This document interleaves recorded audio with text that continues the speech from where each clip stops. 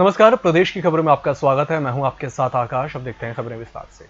मध्य प्रदेश के आंगनवाड़ियों में अंडा नहीं बटेगा, सिंधिया समर्थक प्रदेश की महिला और बाल विकास मंत्री का प्रस्ताव उन्हीं की सरकार ने ठुकरा दिया है। आंगनवाड़ियों में पोषण आहार के तौर पर बच्चों को दूध दिया जाएगा। 17 सितंबर से इसकी शुरुआत हो रही है। मध्य प्रदेश के आंगनवाड़ियों में कुपोषण मिटाने के लिए बच्चों को पोषण आहार के तौर पर अंडा देने के प्रस्ताव को सरकार ने नकार दिया है। प्रदेश के गृह मंत्री नरोत्तम मिश्रा ने कहा कि राज्य सरकार ने तय किया है कि आंगनवाड़ी केंद्रों में बच्चों को पौष्टिक आहार के लिए अंडा नहीं दूध दिया जाएगा। 27 सितंबर को सभी आंगनवाड़ी केंद्रों में बच्चों को दूध वितरण किया जाएगा। भोपाल और इंदौर में मेट्रो रेल प्रोजेक्ट के लिए आज मध्य प्रदेश एक कदम और आगे बढ़ गया है। इसके लिए भोपाल और इंदौर मेट्रोपॉलिटन क्षेत्र बनाया जाएगा। आज हुई शिवराज कैबिनेट की वर्चुअल मीटिंग में सरकार ने इसके गठन को मंजूरी दे दी है। कैबिनेट बैठक में गोवर्धन दांगी को श्रद्धांजलि दी गई। साथ ही 17 सितंबर को पीएम नरेंद्र मोदी के जन्मदिन के कार्यक्रमों पर कैबिनेट ने चर्चा की।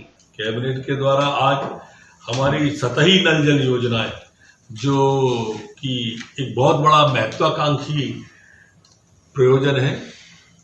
दूषित पेयजल न मिले, गांव के अंदर शुद्ध वातावरण, जैसा आपने सुना होगा मुख्यमंत्री जी ने कल भी अपने भाषण में कहा कि प्रत्येक गांव वाले को गांव के अंदर टोटी से हमारी बहन को, बेटी को शुद्ध जल मिले। उस योजना को भी आज मंजूरी दी गई है। इसमें लगभग हमारे 1 दर्जन से अधिक जिले आए हैं। जल योजना ये भी बुंदेलखंड क्षेत्र के अंदर जो लगातार जल स्तर हमारा गिर रहा है, भूजल का स्तर गिर रहा है, उसको उठाने के लिए पन्ना, पलेरा, नौगांव, छतरपुर, पथरिया, राजगढ़, इन जो बुंदेलखंड के प्रमुख जिले हैं, इनके लिए भी आज मध्य प्रदेश की कैबिनेट के द्वारा 314.54 करोड़ की स्वीकृति प्रदान की गई है। मध्य प्रदेश में विधानसभा उपचुनाव की गहमागहमी के बीच बीजेपी और कांग्रेस नेताओं की बयानबाजी जारी है। इसी क्रम में गृह मंत्री नरोत्तम मिश्रा ने निशाना साधते हुए कहा कि कांग्रेस अब एक डूबता हुआ जहाज है। यही वजह है कि कांग्रेस पार्टी में अब कोई भी नहीं रहना चाहता है। मध्य प्रदेश उपचुनाव को लेकर राजनीतिक दलों ने अपनी कमर कस ली है। इसी को लेकर आज भाजपा ने ग्वालियर चंबल अंचल में जनसभा की। इस दौरान सभा में मौजूद प्रदेश के पूर्व मुख्यमंत्री उमा भारती ने कांग्रेस को आड़े हाथों लेते हुए उन पर निशाना साधा। उन्होंने कहा कि उनकी पार्टी आने वाले उपचुनाव की पूरी 27 सीटों पर जीत दर्ज करेगी।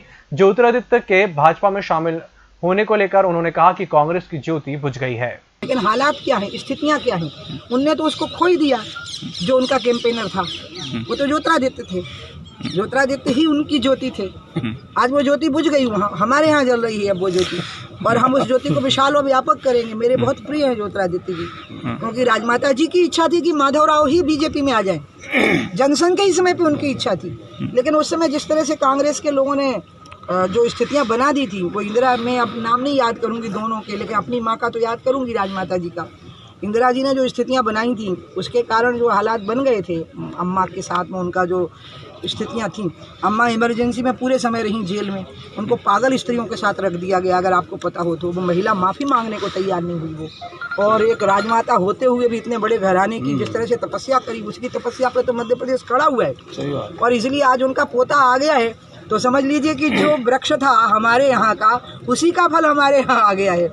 और इसलिए मैं तो ये सोचती हूँ कि ज्योतिरादित्य थे ही क्यों वहाँ पर, माधवराव जी वहाँ क्यों थे? और अब माधवराव जी नहीं आ पाए हमारे पास, तो उनका पुत्र आ गया है, उन्हीं का अंश हमारे पास में आ गया है। और इसलिए आज जब ज्योति ही वहाँ से यहाँ आ गई, तो अब तो वहाँ पर कुछ बचा ही नहीं है ना। पूर्व सीएम कमलनाथ ने ब्यावरा विधायक गोवर्धन दांगी के निधन पर शोक जताते हुए शिवराज सरकार पर निशाना साधा है। कमलनाथ ने कहा कि चिरायु अस्पताल की लापरवाही के कारण मेदांता अस्पताल में शिफ्ट किया गया था। दिल्ली के हॉस्पिटल ने मुझे बताया कि भोपाल में लापरवाही और गलत इलाज हो रहा था। गोवर्धन दांगी को बचाने के लिए मेदांता अस्पताल में पूरा प्रयास किया गया, लेकिन वो नहीं रहे। कमलनाथ ने सरकार और अस्पताल पर आरोप लगाते हुए गोवर्धन निधन की मौत पर श्रद्धांजलि दी है। यहाँ की लापरवाही के कारण, यहाँ के अस्पताल की लापरवाही के कारण उनको दिल्ली शिफ्ट करना पड़ा। और जब दिल्ली शिफ्ट करे, दिल्ली के हॉस्पिटल में मुझे बताया कि उनको ताज्जुब है कि कितनी लापरवाही और कितना गलत इलाज यहाँ हो रहा था। तो दिल्ली में मेदांता में उन्होंने पूरा प्रयास किया, वो नहीं रहे। मैं श्रद्धांजलि अर्पित करता हूँ। बड़ा दुख है। एक समाज सेवक थे, बहुत सरल स्वभाव के, सीधे साधे व्यक्ति थे। मध्य प्रदेश का प्रस्तावित विधानसभा का मानसून सत्र सिर्फ एक दिन का हो सकता है। सूत्रों के हवाले से खबर है कि एक दिवसीय सत्र में कार्रवाई के दौरान दिवंगत नेताओं को श्रद्धांजलि दी जाएगी, जबकि विधानसभा अध्यक्ष का चुनाव नहीं होगा। यह फैसला सर्वदलीय बैठक में लिया गया है। मध्य प्रदेश की राजधानी भोपाल में फोटो प्रदर्शनी शुरू हो गई है। इस प्रदर्शनी का उद्घाटन प्रदेश के मुख्यमंत्री शिवराज सिंह चौहान ने किया। प्रदर्शनी का आयोजन प्रधानमंत्री नरेंद्र मोदी के जन्मदिन के अवसर पर चलाए जा रहे सेवा सप्ताह कार्यक्रम के अंतर्गत किया गया है। इस प्रदर्शनी में प्रधानमंत्री नरेंद्र मोदी के जीवन पर आधारित विभिन्न चित्र शामिल किए गए हैं। मोदी जी एक व्यक्ति नहीं है, मोदी जी एक संस्था है। और सचमुच में कहूं तो मोदी जी एक योगी है। उनके जीवन के विविध पहलुओं की ये प्रदर्शनी भी आप देखिए। कहाँ साहसिक बचपन, अगर मित्र भूखा है तो उसको भोजन कराना। प्रदेश में महामारी कोरोना का संकट जहां अब तक थमा नहीं है, वहीं दूसरी तरफ बढ़ते संक्रमण का असर अब हर कार्य योजना पर पड़ता नजर आ रहा है।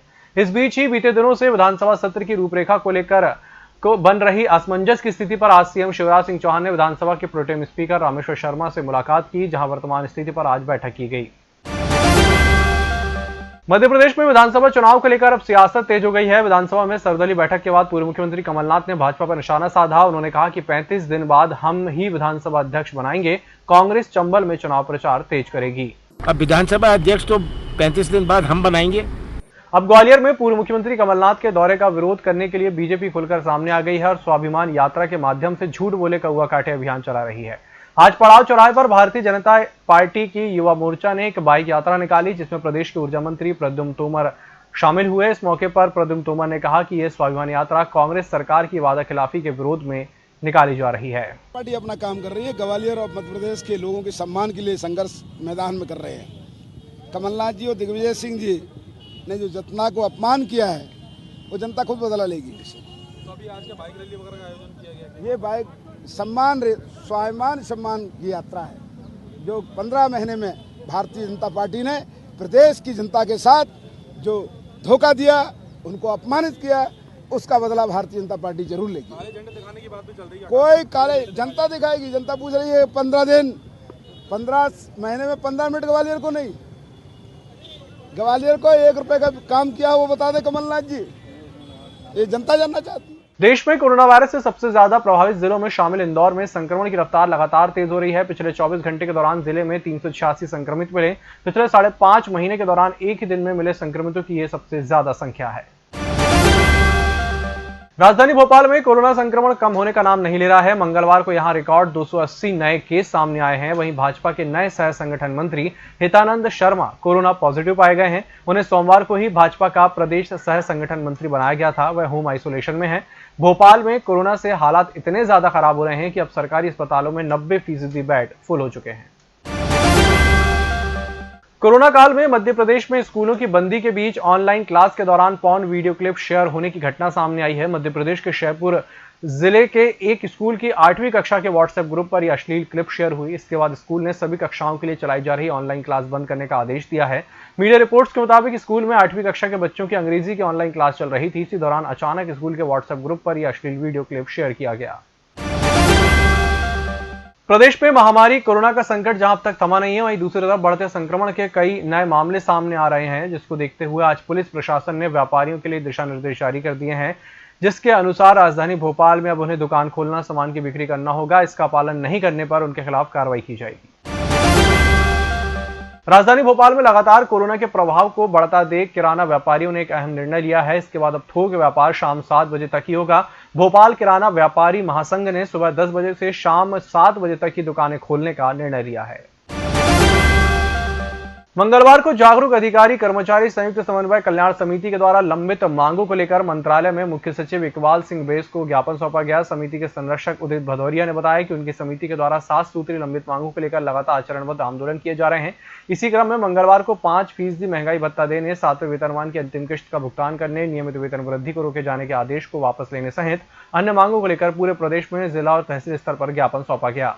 पूर्व विधायक लक्ष्मण तिवारी मंगलवार को राजधानी भोपाल पहुंचे, जहां उन्होंने पत्रकार वार्ता को संबोधित करते हुए बताया कि जन अस्मिता यात्रा के द्वारा लगातार विंध्य को अलग प्रदेश बनाने, गाय के गोबर प्लांट की स्थापना करने, प्रदेश में लंबित राजस्व प्रकरणों के निरीक्षण जैसी मांगों को लेकर लगातार यात्रा निकाली जा रही है। मध्य प्रदेश के कई जिलों में भारी बारिश की चेतावनी जारी की गई है। ये चेतावनी दक्षिण पश्चिम मध्य प्रदेश के जिलों के लिए जारी की गई है, जहां भारी बरसात हो सकती है। इंदौर, उज्जैन, खरगोन, बुरहानपुर, खंडवा, रतलाम, धार, बड़वानी, अलीराजपुर, झाबुआ, नीमच, मंदसौर, शाजापुर, हरदा, देवास आदि जिले इसमें शामिल हैं। इस बुलेटिन में फिलहाल इतना ही। नमस्कार।